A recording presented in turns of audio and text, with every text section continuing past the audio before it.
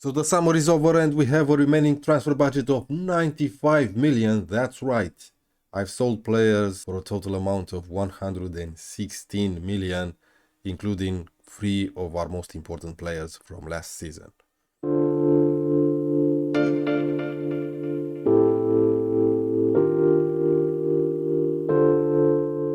Hello folks, welcome back to a new episode with Anderlecht. As you can see, Zino de Bast went on to sign for Norwich.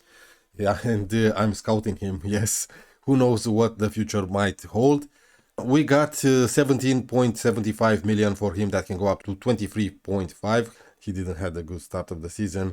This transfer happened early in the transfer window when we actually needed some money, and 17.75 million was great back then. The best piece of business we've done this summer is letting Mario Stroken sign for Tottenham. If you guys remember, he had the release clause of 29.5 million. However, Tottenham came in with 25 million up front. That can go up to 39. Actually, let's take a look at those clauses just a second, because this is really interesting. Yes, there he is, Strokens. So, we'll get 7 million after he has 20 league appearances for Tottenham. It cannot happen this season because he's back on loan with us, yes. And another 7 million after he makes 10 international appearances. This was up front, okay? I didn't change anything. The only thing that I've negotiated is getting him back on loan. And most important, it's this 30% of his next transfer fee. And look at his value, around 80 million. Now, I know because he plays for us and not Tottenham, this will drop throughout the season. Once I get the option to sell this, I will. I believe we can get at least another 20 million for him. I don't know what Tottenham was thinking, but I'm really happy with this transfer. Anyway, a bunch of players from our first squad left the club. Norwich signed another player from us, Kylian Sardelia, for 3 million. That can go up to 3.5. Dreyer went to Dynamo Zagreb at 8.5. Verbruggen, our backup goalkeeper, went to FC Twente. I guess that's the way you say it. 1.6. That can go up to 3. Philip Titz signed for Reading for 16 million. Whelan, our first choice goalkeeper from last season, went to Mexico to play for Tigres, I guess, for 7.5. That can go up to 9.25. Zapper, who came in as a free agent last summer, signed for Rapid Vienna for 8.5. Musa Ndiaye, our backup left back, went to Atalanta for 3.5. Good for him, signing for Atalanta. And on transfer deadline day, Luca Aureano went to Everton for 25 million. That can go up to 28. Another great piece of business. Now, of course, we signed a bunch of players. Ivan something. He has a weird name, so I nicknamed him just to Ivan. He comes in from Valladolid for 9 million. That can go up to 13. He's a 19-year-old wonder kid that can play as a right back. Of course, I'm using him as a wing back on support. He's our first choice with Sadiki as his backup. We needed another goalkeeper and we signed a great one, Alban Lafont from Nantes, for only 9.75 million. Here's our first choice. He wanted to be a star player, 36.5k per week. This will increase a little bit after he plays for France, yes, for only 43. However, he did lock in this release clause, only 13 million. I'll have to remember to try and give him a new contract and get rid of this. Franco Fortunio from these guys for 5 million. He's a 17-year-old central midfielder who's back out on loan to his former club. Great potential here and great attributes for a 17-year-old. I believe you'll get to see him play for our first team next season.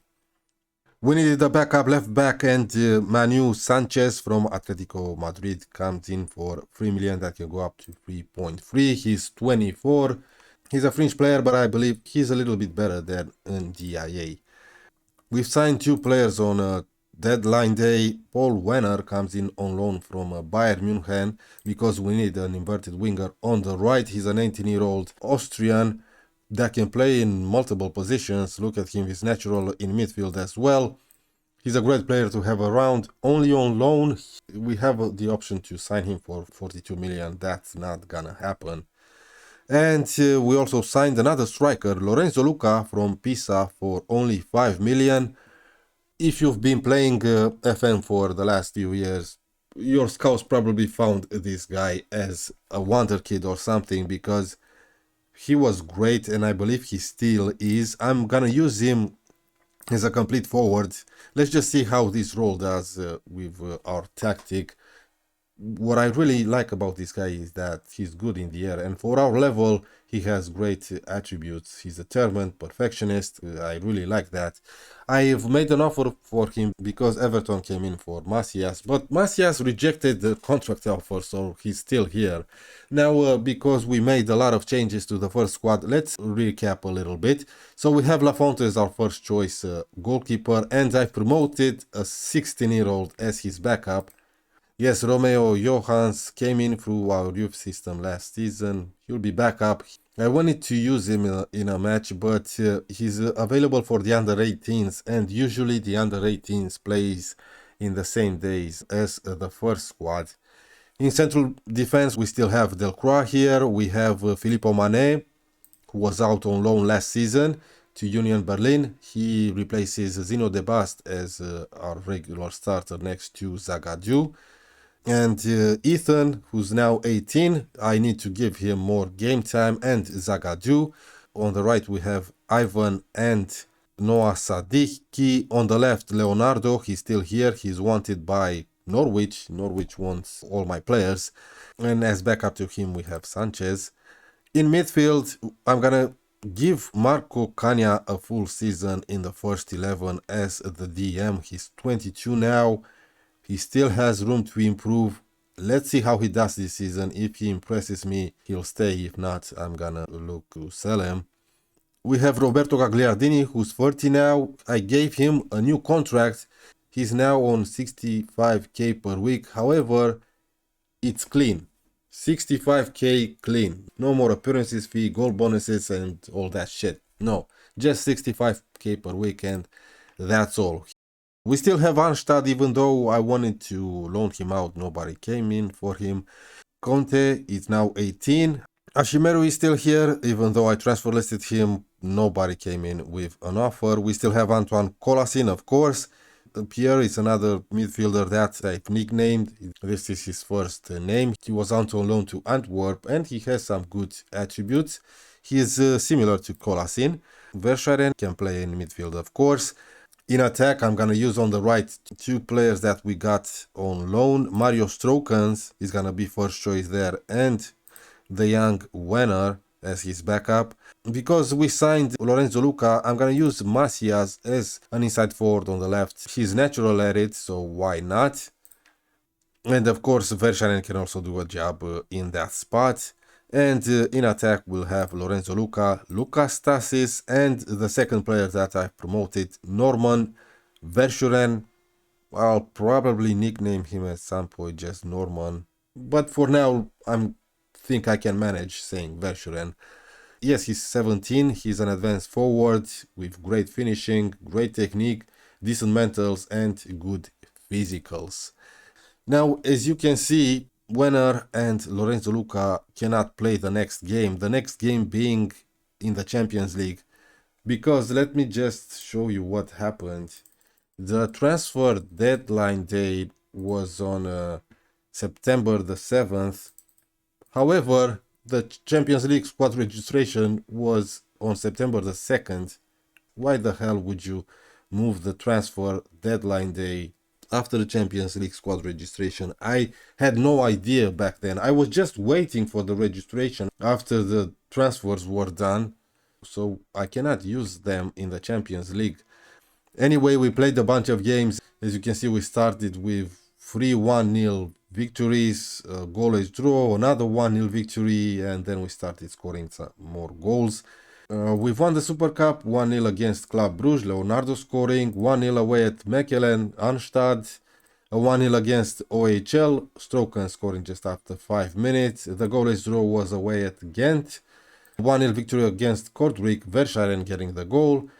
After that, we've won against our rivals away from home, 2-1 against Club Brugge, Macias and Leonardo, a 3-1 victory against Molenbeek, Colasin Stasis and the young 17-year-old striker Norman Verscheren, and we end with a spectacular draw away at newly promoted Lommel, 3-3, Macias, Strokens and Verscheren. Today we're gonna play 2 home games against Copenhagen in the Champions League and home to Genk in the league. Now, as you noticed, I have 2 loaned players that I'm using as inverted wingers on the right, and that because I have a question for you guys.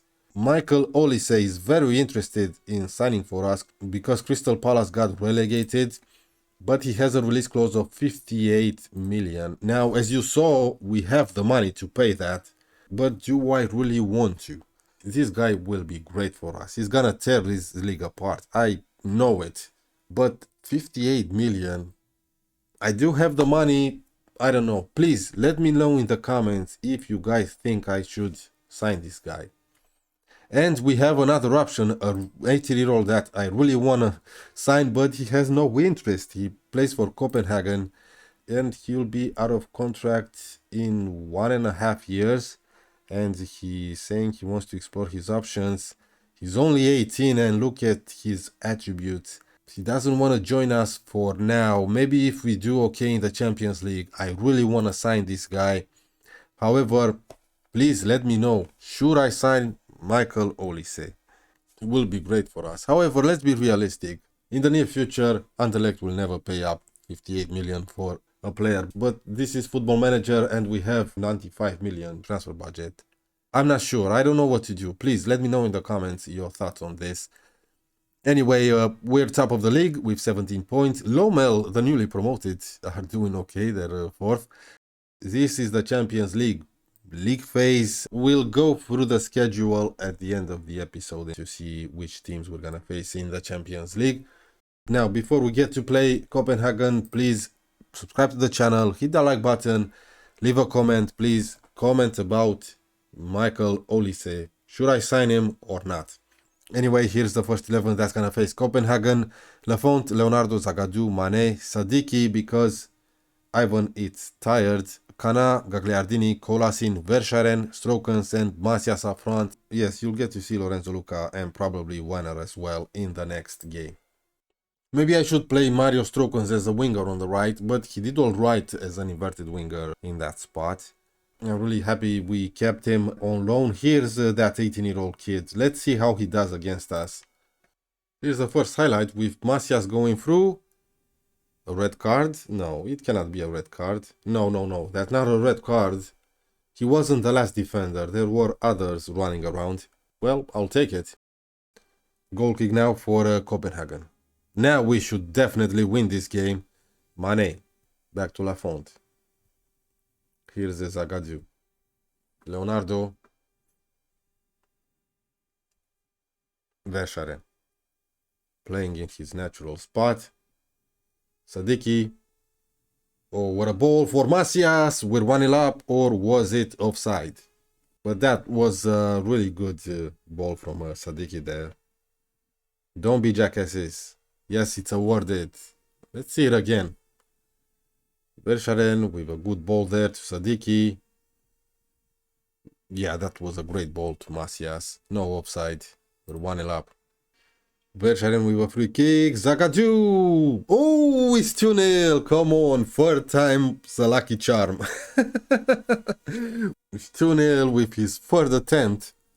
Let's see this one again as well. Great cross. Zagadou with a header. What a save. What a second save. But the ball kept coming to Zagadou until he scored. Here's Kana. That's a good ball to Sadiki.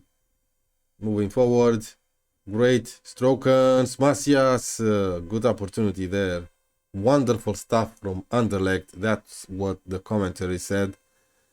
We got an immediate highlight here with Zagadou winning a header. Gagliardini to Sadiki. He's looking dangerous, Sadiki. Colasin tries the 1-2 with Sadiki. That was poor, and what a mistake from their defender. I don't like this type of goals because sometimes it happens to me and I get pissed. Oh my word, Gagliardini, one of our important players, got injured. For crying out loud. Let's bring in Arstad. Okay, it's half time, 3-0 with Gagliardini injured. Oh man. I'm pleased. Yes, I am. Verscharen is not doing too well. Let's look. Maybe I can bring in Stasis. Yeah, why the hell not? Let's give Stasis 45 minutes in the Champions League. As an advanced forward, sure. Strokens, which is played to Leonardo. Good ball. That was sport from Leonardo. Masias is there. Stasis. Oh, a good chance for the young striker. Sadiki over the bar. Sadiki deserves a goal in this match. Time to make some substitutions. Let's bring in Pierre for Kolasin. I wanted to bring in Ivan, but I don't want to replace Sadiki. He's having the game of his life. Conte for Marco Cagna. Okay, here's a rare occasion. You get to see Copenhagen controlling the ball. That was lovely. And they score. It's 3-1. They've managed to score a goal. A late goal. Our first Champions League victory, with Masias being our best performer with 2 goals. 26 shots, 7 on target, a great XG. But let's not forget, they played almost the entire game, having 1 man down. In other news, Edin Dzeko is my new assistant manager. He's not the greatest. He's a model professional. However, I don't really like the fact that he likes to park the bus. Anyway, let's get to the game against Genk. Unfortunately, Gagliardini will be out for around 5 weeks. Arnstad also picked up an injury. We're gonna go with Lafont, Leonardo, Zagadou, Mane, Ivan, Cana, Kolasin, Pierre, just so you guys can take a look at him. Masias, Werner, and Lorenzo Luca up front, who I'm really excited about. I'm gonna keep Verscharen and Strokens on the bench for this one. Delcroix is a little bit unhappy with his game time. For now, he's lacking match sharpness. I think I'm gonna bring him in the second half. Here we go, Zagadou to Leonardo, who already took a yellow card. Luca, Leonardo, yes, the complete forward dropped down a little bit. Showed himself for the pass. Luca, come on, mate. He didn't even jump for it. Great header there from Luca with 16 heading and 17 jumping reach. Yes. Come on, get the ball back and score another one. Block him. Yes, Kolasin. Pierre, a chance for a counter-attack. He's a good ball for Werner. Let's take a look at him and what he can do. Nice dribble there. He takes his shot. That was poor. Leonardo with a throw-in. Long throw towards Luca. Wins the header, of course. Masias loses the ball, though. Long ball from their goalkeeper, but Zagadou was there. Cana to Mane. Ivan. To Pierre. Back to Ivan. Here's a Kolasin with a shot. Good save. Here's a Zagadou once again. Masias tries the ball to Luca. Luca, he was lucky. What a chance. Another good save. 5 more minutes until halftime. Genk had no shots at all. Werner. Ivan, that was lovely. Make it 2 already. Jesus, so close from the young Austrian. Only 1-0 at halftime. A total domination from our part. Genk didn't show us anything. Don't get complacent. Werner with a free kick. Come on, kid. Werner. Oh, so close. Let's make some substitutions. Delcroix is coming in for Filippo Mane, who's on a yellow card and on 6.4. Leonardo is also on a yellow card. Let's see what Sanchez is all about. Anybody else? Conte for Pierre. Sanchez with a throw-in. That was poor. I should instruct my players to take short throw-ins. Mackenzie for Genk. Long ball. Kolasin is there to win the header. Here's a Luca now. Conte, lovely for Masias in the penalty area. Finds, no, he doesn't. Conte now. Gets tackled and a chance for a counter-attack. No, that was poor. Delcroix was there. Ivan. Werner. Conte. Lovely to Luca. Come on, mate. Just make it 2 already. 15 minutes remaining. Verscharen is replacing Masias. And Strokens replaces Werner. Verscharen with a corner now. 12 minutes remaining. Please make it 2-0. Otherwise, I'm afraid we're gonna get FM'd. Verscharen with another cross. Zagadou hits the crossbar. No penalty, no nothing. That was a really good chance.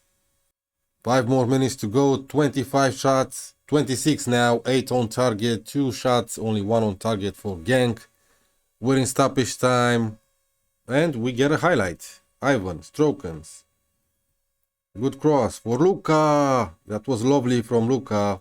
Safe hands from their goalkeeper. Another highlight. Here's the Strokens. 1 more minute to go. It's a throw-in for Genk. I don't think it's the end of the game highlight. Or who knows. Oh no. Okay, Lafont. Zagadou. That's a good ball. No, it's the end of the game highlight. It's over. We've won the game only 1-0, but with 9 shots on target out of 29. Well done, I guess. Okay, let's take a look at the schedule in the Champions League. Next, we're gonna play Shakhtar away from home. Bayern, okay. Ajax, again. Basel. PSV Eindhoven.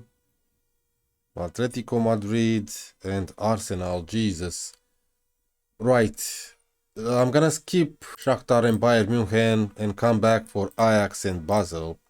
Actually, let's make it 3 games in the Champions League next episode. Let's take a look at Ajax away from home, Basel away from home, and end with PSV and skip the league games and this game in the Belgian Cup. And after that, I'll make another episode with Club Brugge, Atletico Madrid and Arsenal. Why not? Until then, thank you guys very much for watching. Subscribe to the channel, hit that like button and leave a comment. Should I sign Michael Olise or not? I'll see you guys for the next one.